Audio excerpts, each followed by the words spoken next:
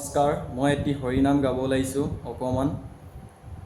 হৰিনামটো আকা হচৰিকা বা ভুল ভ্ৰান্তি হ'ব পাৰে, তাৰ মাজত চবেই যে ক্ষমা কৰি দিব আৰু। আজি কৈলাসত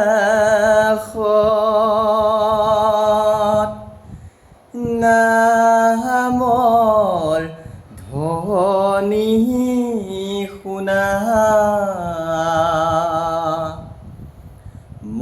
মহাদেৱ শিৱয়ে ডম্বৰু বজালে, পাৰ্বতীয়ে বজালে, চোৱা কৈলাসত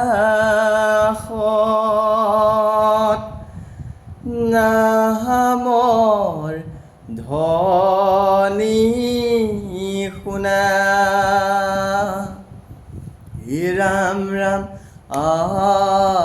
আজি কৈলাসত নামৰ ধ্বনি শুনা,